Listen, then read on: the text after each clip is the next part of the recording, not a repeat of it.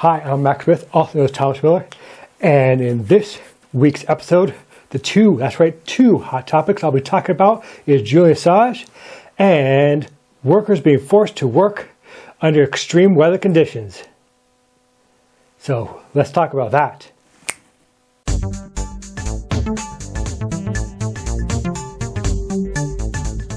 Now, before I start my two stories, which are really hot this week, I want to make one quick announcement.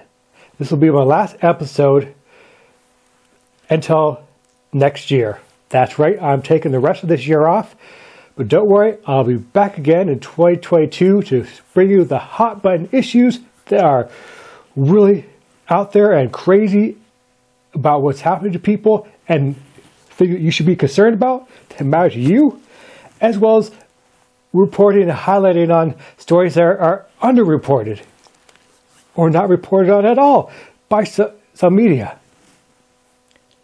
So with that out of the way, let's get started. Intro, I'll be talking about Julian Assange and how America wants to put him on trial here and lock him up, put him in a deep dark hole, throw away the key for him to never be heard from again. And then Amazon workers, as well as another worker in Kentucky in a factory, forced to work during tornadoes.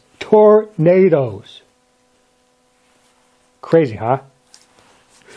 So let's start with the second one first.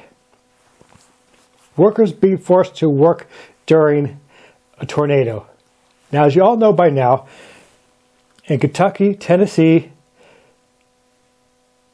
in the South and the Northeast and some of the Midwest was ravaged by tornadoes, doing lots of damage.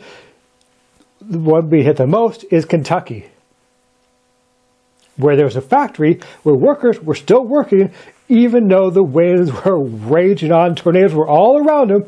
They were still working because their boss said, no, you'll be fine, you'll be safe.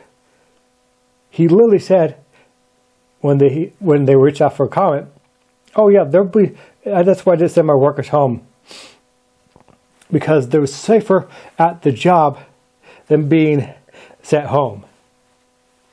That's just how callous, and how much they really do not care. Because the real reason why, I'm going to tell you why, the real reason why they were kept at their job, because that boss wanted to squeeze every last dollar they could get. He's focused on getting money. But in the end, it didn't matter because he lost his factory and there were workers trapped inside. And yes, some of them died. So this guy did not care about his workers' safety, because if he really cared and knew that there's a chance of terrible tornadoes and other bad weather coming through, he would have never had his workers come in that day. Factories can be rebuilt. People are harder to replace. Because once life is gone, it's gone. I mean, remember last year and the year before that, our Amazon workers, and beyond that, years before that, how they had to work through heat and they would pass out, man? That's just, it proves people that's happening in factories. There are just a factory in Kentucky, and then there's a warehouse in the area that was affected. An Amazon warehouse. Now, if I locate the name of that state it was located in, I will put it right here. But as of right now, I do not know because I haven't been able to find it in my research. But yes, at Amazon, they don't care if the weather's hot. They don't care if it's cold. They don't care, man, if there's a tornado headed towards you. They were forced to work, man. And if you see the footage, man, almost the entire warehouse was demolished and people were trapped in there too. So that's part one. Part two is these people only care about the money. That's the reason why these workers were forced to work in these extreme weather conditions. Not because, they're going to be safer if they just go into the tornado shelters. No, they were forced to work, people. Continue working when there were raging tornadoes that were bailing towards them. And of course, the their boss is like, nah, it's not going to hit us. Oh, but it did, because I got newsflash for you. Just like everything else in life, tornadoes do not have a mind of their own. They're not alive. They'll go wherever they want to. Just like a virus will go wherever it wants to.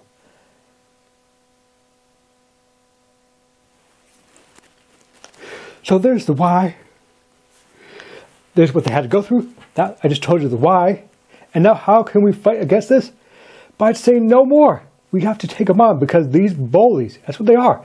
These are not, they don't care about their workers. They don't care, all they care about is making money, as you can see behind me. That's all they care about. So they literally will bully the workers, tell them, oh, we can't do that, we can't do this, because they got to work with work. They're bullies. And what we do with bullies, we stand up, people. We stand up to bullies. And that's what we need to do, is stand up to the bullies, man. And say, wow. I mean, seriously. Okay, so one thing, maybe work a couple hours overtime every now and then, but to work through extreme heat and now tornadoes and cold weather conditions and being worked to the bone, it's enough is enough, people. We have to stand up. So that is what's going on, people. That is my 2 cents. Tell you why it is, what it is. And now for Julian Assange. I'll also be doing this in 3 parts. And then I'll wrap it up with my final thoughts and sign off for the last time this year. So now with Julian Assange. It started back under Trump that they were going to extradite him to America because Trump was pissed off about him not helping him out. When in reality, he kind of did, by leaking the stuff about Hillary. That was his intention, to help Trump out, but inadvertently he did help Trump out. But then Trump was afraid, like, oh, well, he was going to say bad things. What's going to stop him saying bad things about me or untrue things about me? Fake news, fake news, fake news. But really, let's go back even further.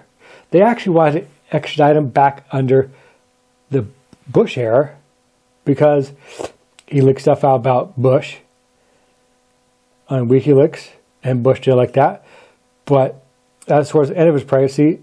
And then they were going to do it under Obama's presidency, but luckily he stopped it. Thank goodness. But now we got Biden in office, who was the vice president to Obama. And, wait, what am I hearing? That's right, nothing. Nothing. Absolutely nothing, man. He has the power to stop this, and we do have an agreement with the UK that you cannot be extradited if it's for political reasons. Now, if it was a security threat to our national security, then yes. But for political reasons, we have an agreement with the UK people that they will extradite people and we will extradite people over to them if it has anything to do with political motive. And that's what this is. This is not about, oh, he leaked some information that is going to get a bunch of people killed. No. He put out information that people really need to know. So, people, this proves that forget the R, forget the D. They do not care about they don't care about journalistic integrity, journalistic freedom, freedom of the press. Right now means jack squat in this country. Because if Julian Assange comes over here and is found guilty, they're going to lock him up and throw away the key and push him off to where no one's going to find out where he is, know anything about him. He'll just be poof. So that is what's going on, people. So now what can we do in part 2? Part 2 is we can hold Biden and people in Congress and tell them to speak up. Say, Biden, we do not like what you're doing. And just, hey, we don't care about your daughter. We don't care about any of this other BS. And then tell progressives, say, hey, okay, then we're going to do this, this, and this, man. We will draw our line, man, and we won't put forward anything pass. Because people, we have the power, they have the power, not big corporations, they have no power. Money isn't power, man. True power comes from within, from here. This is ultimate power, and this is power that cannot corrupt. So we have to stand up and say no. Because if we allow this to happen, then what's to stop them going and getting Russia to extradite Snowden back to America? And what's to stop us from working a deal with them, man? Even though they have an extradited a law there against it. But what's to stop them from reaching a deal with Russia when the Republicans get back in power? What's him to say, hey, let's just waive that, get him back in? That's what's at stake here, man. Someone like Snowden, if he comes back, set foot back in America, he'll be locked up and the key thrown away. So that's what's at stake, man.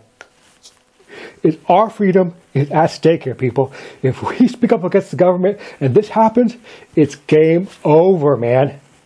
And we have no democracy. We have nothing. So that's what we need to do. We need to speak up and say, no way, Jose. So now my final thoughts on this is, speak up on both things and tell these corporations, tell these bullies, because that's what Republicans are, they're bullies, tell them, no, you have no power, we have the power, because people, repeat it after me, if we don't do anything now, we won't do it later. We won't do it later, so we must do something now. We must do something now. We must do something now. And guess what?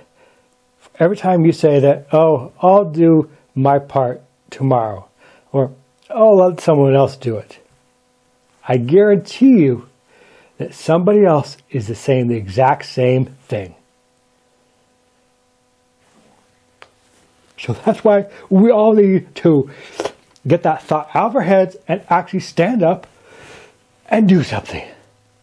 Well, this is Max Smith saying goodbye for now, also known as Thomas Miller, and see you all in the next one, where I'll be giving you more news in the new year that matters to you.